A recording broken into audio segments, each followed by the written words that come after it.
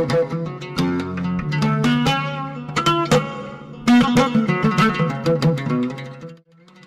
الله الرحمن الرحيم. هلكن waxaa ka hadlaya Cabdirashiid Cali Warsame oo ah maamulaha Twin Cities International Schools muddan ku soo jiray sidaad ogtihiin iskuulada waxaan ka soo bilaabay adult education oo dadka waaweyna hadda ka hadii lagu daro 27 sano ka shaqeynay alxamdulillah waxa inta waxaan ciineynay ama kamid ahaa professoradii Soomaaliyeed macallimiintii Soomaaliyeed iyo dad ajnabi ah ayaan inta la soo shaqeynay aniga oo adaadayda ku talax tagayn waxaan salaamayaa dadkii aan kaga imi ummadii aan kaga imi gobolkii caanka ah ee Minnesota halkana waxaan aad uga mahadcelinayaa saaxiibkay Wiilwaal oo aad iyo aad runtii wehel igu ahaa ilaa aan ka soo galay magaaladii caanka ah ee Xingalool oo ahayd asli meeshii la yiri adoo gujira laga qaado halkeer baa lagu geeyo waad soo geeyanto dib aad ugu soo noqotay howlaha qaranka marka waxa weeye waxaan intaas way iga kaftan marka labaad waxaan rabaa inaan idin soo dulmaro in yar aan bal hadal idinku siiyo khariirada aan soo maray iyo hawlihii aan ku maqnaa waxaan ka soo degay magaalada madaxda Somaliland waa Hargeysa halkaasaan marka aroor ku hakaday ma hakanay habeenkii baan seexday kadibna wadadii dheerayd aad garanaysaan baan soo durduriyo halka iyo garowaan ku yimi garowaan marka waxaan lahaa bal laba habeen iska sii joog laakiin waxa way ku qaatay 3 habeen waxaan halka kula kulmay wasiir Cabdullaahi Maxamed Xasan wasiirada Zainab Ismaaciil Maxamed iyo xildhibaan Ali Cabdiwaahid Xuseen oo halka hawlo ka waday si meesha aan soo socdayna hawlaheedu ay ku xidhnaayeen waxaan isku afkaranay inaan laba cisho halka ay weydiisteen aan weydiistay inaan ka socono meesha oo bal deegaankii aan ku socday halkii aan u socday inay macnaha ila soo eegaan iyaguna ay maanka ku hayeen muddo dheer oo ka soo wada hadlaynay WhatsApp-ka iyo hawlo kale iyo telefoonadaba aan ilaahdeen wasiirka waxbarashada iyo tacliinta sare Puntland waa saaxiibkay waa aqoonyahan waa macallinkeenii waa kamid ahaa maamulayaasha iskuulada International Schools oo abshir uu ka horeeyay oo ay suqor dhiibeen baan la soo ballanno halkaas Zainab iyo Ali sidaan sheegay wasiirad Zainab iyo Ali Cabdiwaahid Xuseen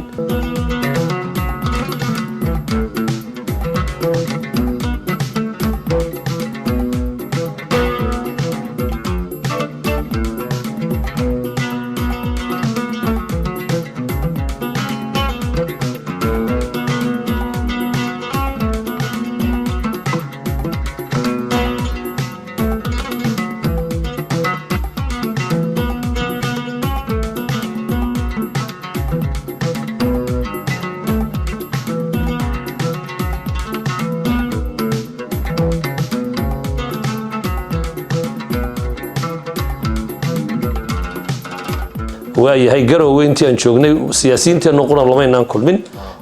siyaasiyiinta laftigeenu waxaan runtii aad uga mahadcelinayaa Zainab baa waxay codsatay inaanu qof iyo foosto aanu la kulano gudidii ay kamid ahayd oo dhalinyaro u badan runtii is abaabushay kana qayb qaadatay wadada El Daahir Ceerigaabo oo hawsha ka socotay El Daahir ba balantayadu ahayd inaan si aragno mar haddaan qof iyo foosto gudideedii soo aragnay isha ku macallin waxaan nidhi aad si aragtaan bal hawsha say u socoto sidaad war idinkaga kana sugan hawshaas haddaba anoo aad ugu talax tagayn waxaanu soo aragnay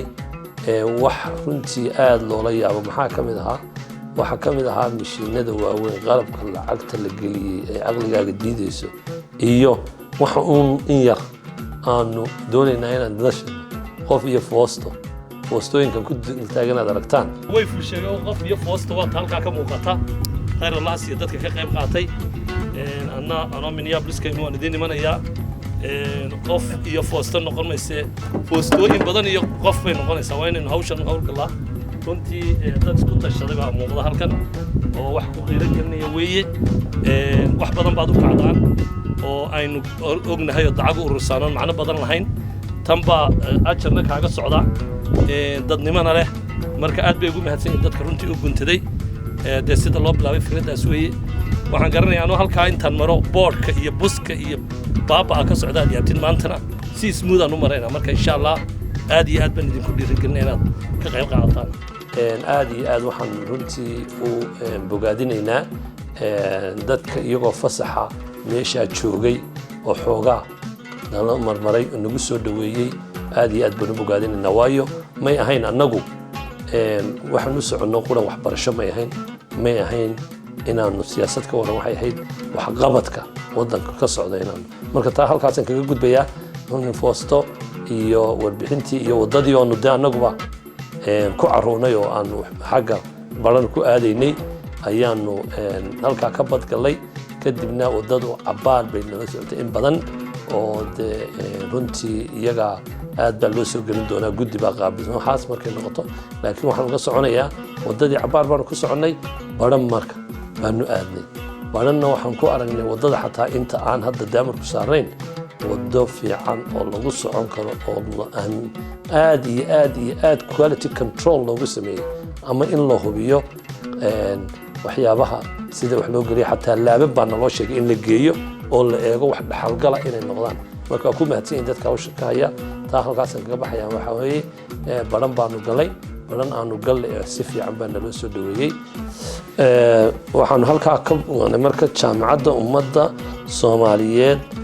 fariceeda Puntland ee magaalada Baran oo ah dee jaamacad aad iyo aad Dr. Idrus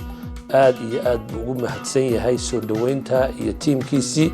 oo runtii aad iyo aad Ibrahim iyo ay ka mid yihiin waxay halkaa runtii iyo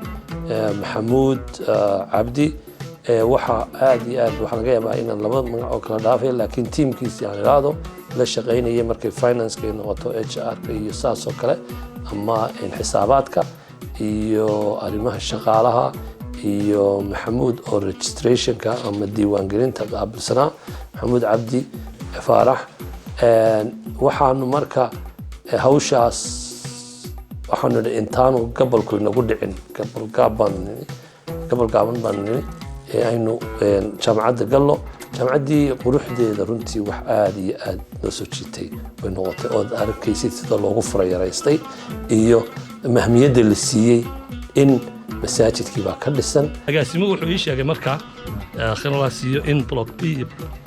A iyo B la yidhaa laakiin strangely enough in sida aad aan la yaabay waxa weeye in la yidhaa twins way iskuulkaygana waxaa la yidhaa Twin Cities International School magaaladan ka imina waa Twin Cities oo Minneapolis iyo St. Paul marka waxba xoogaa isku soo yar dhadhawaanay fikraduna dee kolley twins bay ka timi kadibna halkaa muhiimaddu waxay ahayd auditorium baan ku soo aragnay meel arday 180 ilaa 200 qaadaysa oo ka mid ah blokyada uuna tusay ama bildhinada labada bildhin mid ka mid ah ku yaalay oo quruxda u muuqata waxaad moodaysaa in Maraykan ma ahe jaamacadaha ugu fiican Maraykan markaad eegtay runtii sawirka waad arki doontaan xataa ka qurux badan uuna tusay waa qolka shirarka waxay ku qabtaan inay dee magaaladana marka la yimaado dad wafdi soo booqdaan inay shirar ka dhigtaan haddaba aan ka socda classroomska waxa weeye iyaguna saas marka masaajidka waxa ku yaala shareecada qaybta shareecada lagu dhiganayo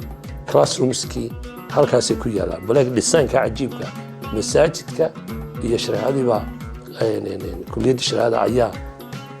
masaajidka lagu dhajiyey oo classroomskii iyo masaajidka isku yaala oo halkan wax ku soo dhigo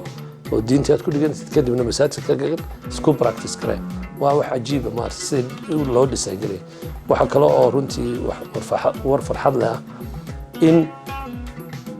ay aad jaamacaddu uga durugsan tahay oo dhul weyn la siiyey magaalada oo dee taas waxay tusaysaa buffer zone waxa la yidhahdaa ama inay aad uga go'an tahay si aanu ardaygii uu meel uu wax ku barto oo dee aad u degan oo quiet ah wax ingiriiska lagu yidhaahdo ay u helaan taasna waan ka soconnay waxaan mar kale mahad celinayaa ilaah baa mahad leh عيدروس دكتور عيدروس iyo teamkiisa oo si fiican loogu soo dhaweeyay waan ku mahadsanyihiin insha Allah waan ku noqon doonaa insha Allah bahda waxbarashada haddaan nahay isku cid baanu nahay oo isku waxaan nahay program oo isku waxaan nahay waxqabadka aan dadka anaguna xaggan uga hayno Minneapolis Minnesota ayay Caydaruus iyo higher education ka xaggooda yihiin oo heer jaamacadeed yihiin anaguna aan nahay ardayda aan soo saareen marka waxaan rajaynaynaa inaan correspondence samayno ardayda high schoolka wax medical academy oo Faisal guuleed u haysto aanu macnaha ay soo booqdaan oo ay ka noqdaan correspondence-ka saas oo kale exchange ay wax ku yarmaan marka qaarkood ku dhigtaan ama lagu soo dhaweeyo taa waan ka baxay marka jaamacadiina halkaas aan ka tagnay magaaladii baanu soo marmarnay runtii dadku nagu soo dhaweeyeen kadibna waanu ka soconnay oo waxaanu soo aadnay dhinaca Hengalo